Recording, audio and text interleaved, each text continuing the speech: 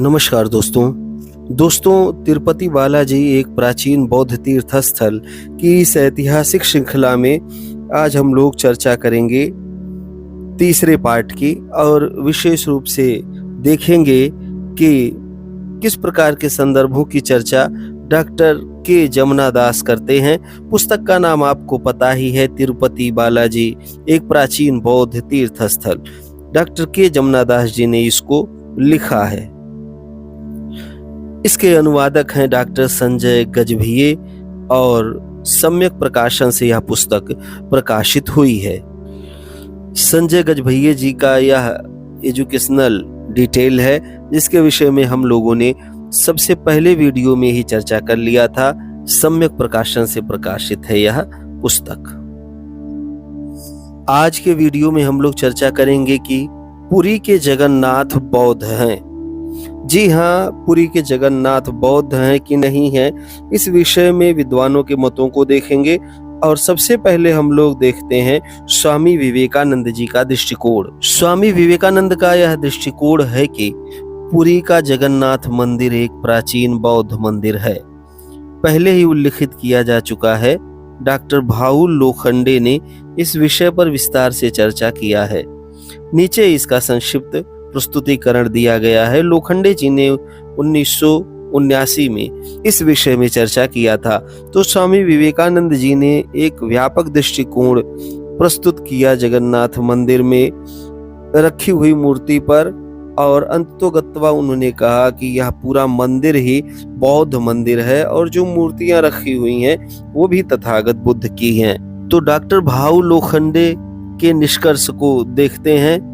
पहला दिया है कि कवि मनोहर दास ने अपनी अमर कोश में लिखा है कि बुद्ध अर्जुन है और कृष्ण परम विश्वात्मा है। नागेंद्र नाथ वसु भक्ति मार्गी बौद्ध धर्म अनुवाद नार्मदेश्वर चतुर्वेदी इलाहाबाद संपादक हैं ये इसके। और 2018 में इन्होंने इस पुस्तक को प्रकाशित किया जिसके पृष्ठ संख्या 173 पर दिया गया है कि बुद्ध अर्जुन के समान है। और डॉक्टर भाऊ लोखंडे आगे क्या कहते हैं कि बुद्ध को हरि भी कहा जाता था। मतलब जो आज हरि भगवान विष्णु को कहा जाता है वो हरि बुद्ध को कहा जाता था। संभवतः सांस्कृताइजेशन के पश्चात हरि शब्द बुद्ध से हट करके विष्णु की तरफ चला गया। डॉक्टर जगन्नाथ सरकार ने ओडिशा के एक कवि की दु ब्रह्मा नामक कविता का उद्धरण दिया है जिसमें स्वयं जगन्नाथ कहते हैं, मैं बुद्ध का अवतार हूँ, मैं कलयुग में प्राणियों को मुक्ति दूंगा। तो इससे साफ पता चलता है कि जो जगन्नाथ जी हैं वो स्वयं बुद्ध ही हैं। और बुद्ध की संभवतः सत्यता को छिपाने के लिए यह कहा गया कि स्वयं जगन्नाथ जी कहते हैं कि वो बुद्ध के अवतार हैं। मतलब कलयुग में वो आएंगे और प्राणियों को मुक्ति देंगे। ऐसी बात सरकार इंडिया थ्रू एजेस पृष्ठ संख्या 177 में वर्णित है। नागेंद्र नाथ बसु के अनुसार अलेख लीला के बौद्ध स्वामी को एक ध्यानी बौद्ध माना जा सकता है और जगन्नाथ को बोधिसत्व या पद्म पाणी के रूप में समझा जा सकता है। तो नागेंद्र नाथ बसु स्पष्ट कह रहे हैं कि हम जो है बौद्ध स्वामी को एक ध्यानी बौद्ध मान सकते हैं और जगन्नाथ जी को एक बोधिसत्व या पद्म पाणी बोधिसत्व के रूप में स्वीकार कर सकते हैं। इसमें कोई संदेह नहीं है कि जगन्नाथ की मूर्ति मूलतः एक बुद्ध की मूर्ति थी। तो नागेंद्र नाथ बसु ने स्पष्ट कह दिया कि इसमें कोई शक है ही नहीं कि जो जगन्नाथ जी की मूर्ति है वो मूलतः तथागत बुद्ध की ही मूर्ति थी।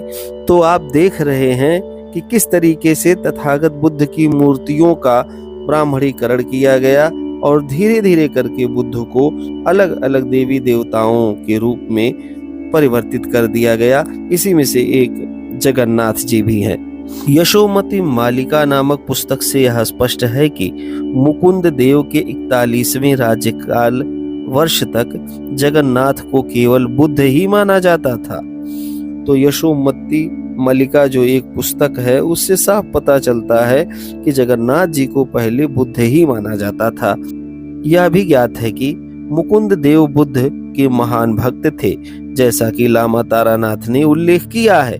तो लामा तारानाथ ने बताया है कि जो मुकुंद देव थे वो तथागत बुद्ध के अनुयायी थे या तथागत बुद्ध में उनकी आस्था थी।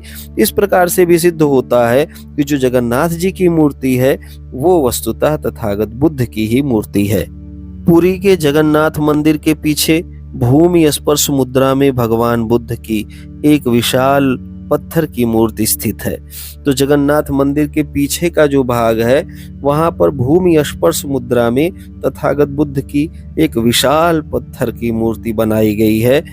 और जब बाहर में इस तरीके की मूर्ति बुद्ध की है तो जाहिर सी बात है कि जगन्नाथ जी की मूर्ति भी बुद्ध की है और वो मंदिर भी बौद्ध धर्मावलंबियों का ही है। वो हो सकता है कि महायानियों का हो, वज्रयानियों का हो, तंत्रयानियों का हो या मंत्रयानियों का हो, किसी का भी हो सकता है। इसके सामने एक बड़ी दीवार खड़ी की गई है।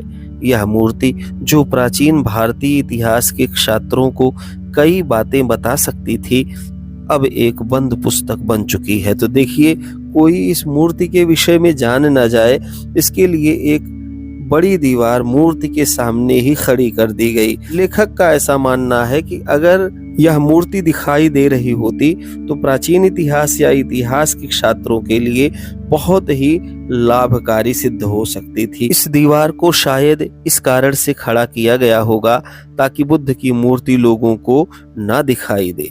जगन्नाथ को एक गुप्त बुद्ध के रूप में मानने की परंपरा शायद तब से शुरू हुई होगी। तो बुद्ध को छिपा दिया गया और जगन्नाथ जी के रूप में वहां पर एक नवीन हिंदू देवता का पदार्पण हो गया। इसी तरह की कहानी बद्रीनाथ में भी सुनाई जाती है। तो जैसे जगन्नाथ में वैसे बद्रीनाथ में भी कहानियां मिलती हैं। पुरी में जगन्नाथ, बलराम और सुभद्र की रथ यात्रा कुछ और नहीं बल्कि बुद्ध की रथ यात्रा का रूपांतरण है, जिसे बोधिसत्वों से घेरा गया था। और इस यात्रा को चीनी यात्री फाहियान ने 5वीं सदी ईस्वी में अपनी आंखों से देखा था। यह बात सरकार इंडिया थ्रू एजेस पृष्ठ संख्या 33 पर दिखाई देती है। तो यहाँ क्या पता चला कि जो बलराम और सुभद्रा की कहानी बताई जाती है रथ यात्रा के क्रम में, वो वास्तव में तथागत बुद्ध की रथ यात्रा है या बोधिसत्व की रथ यात्रा है। और ऐसी रथ यात्रा को या इसी तरीके की रथ यात्रा को चीनी यात्री फाहियान ने 5वीं सदी मतलब गुप्त काल में आकर के यहाँ देखा था। अपनी आंखों से देख करके उसने यह अनुमान लगाया था कि तथागत के प्रति लोगों की कितनी आस्था है और तथागत को मानने वाले पूरे भारत में हैं। तो ऐसे में उनके रथ को लेकर के बहुत सारे श्रद्धालु चलते थे और एक बड़ी यात्रा निकाली जाती थी जो कि आजकल जगन्नाथ यात्रा के रूप में जानी जाती है। तो इन निष्कर्षों के आधार पर यह कह सकते हैं, विद्वानों ने जो भी अपने तर्क दिए उसके आधार पर यह कह सकते हैं या निष्कर्ष निकाल सकते हैं कि जगन्नाथ जी की जो मूर्ति है वो तथागत बुद्ध की ही मूर्ति है। उस परिसर में और भी बुद्ध मूर्तियां थीं जिनको छिपा दिया गया, कुछ को भी नष्ट भी कर दिया गया होगा। तो ऐसे में स्पष्ट है कि वह मंदिर भी बौद्ध धर्मावलंबियों का रहा होगा। अब चर्चा करते हैं कि आदिवासी भगवान जगन्नाथ की पूजा करते थे, क्योंकि आदिवासी ही अधिकांशतः जगन्नाथ जी के रथ को खींचने का कार्य करते हैं। तो डॉक्टर भाऊ लोखंडे द्वारा दिए गए विवरण के अलावा पुरी के जगन्नाथ के बारे में कुछ अन्य बिंदुओं को भी नोट किया जाना चाहिए। तो आज हम लोग आदिवासियों द्वारा भगवान जगन्नाथ की पूजा करने की चर्चा के साथ ही वीडियो का समापन करेंगे। तो एक किंवदंती है कि भगवान जगन्नाथ एक आदिवासी प्रमुख द्वारा गुप्त रूप से एक गुफा में पूजे जाने वाले देवता थे। बाद में इस देवता को एक लकड़ी की मूर्ति में स्थापित किया गया। तो आदिवासियों में एक जनश्रुति चर्चित थी या किंवदंती चर्चित थी कि भगवान जगन्नाथ आदिवासी प्रमुख के द्वारा गुप्त रूप से एक गुफा में पूजे जाने वाले देवता के रूप में विद्यमान थे और बाद में इन्हें एक लकड़ी की मूर्ति में स्थापित कर लिया गया था। इन मूर्तियों को दफनाया जाता है और समय समय पर नई मूर्तियों की स्थापना की जाती है, लेकिन श्री जगन्नाथ की नवी पद्मा पुरानी मूर्ति से नई मूर्ति में स्थानांतरित की जाती है। इतिहासकारों का मानना है कि इसमें बुद्ध का दांत समाहित है। तो अब जगन्नाथ जी की रथ यात्रा में ही देख लीजिए, वहां पर तथागत बुद्ध के दांत की चर्चा आ रही है। तो आज हम लोग यहीं पर समाप्त करते हैं। तो लोखंडे जी द्वारा जो प्रस्ताव प्रस्तुत किया गया, जो बातें कही गई, उससे यह स्पष्ट हो गया कि जगन्नाथ जी की मूर्ति तथागत बुद्ध की ही मूर्ति है। उस परिसर में और भी बुद्ध मूर्तियां थी जिनको दीवार से ढक दिया गया, और कुछ मूर्तियां रही होंगी जो समय के साथ विनष्ट हो गई होंगी।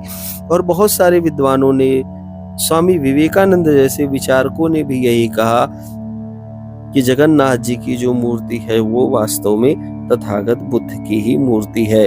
आप लोग मुझे कमेंट में बताइए कि आप लोगों को क्या लगता है कि क्या लोखंडे साहब जो कह रहे हैं और जो बातें अलग अलग विद्वानों द्वारा कही जा रही हैं कि नहीं, जगन्नाथ जी की मूर्ति तथागत बुद्ध की मूर्ति है, वह कितनी सही हो सकती है। अपने विचारों को वैज्ञानिक तथ्यों के आधार पर रखें और मुझे बताने का प्रयास करें।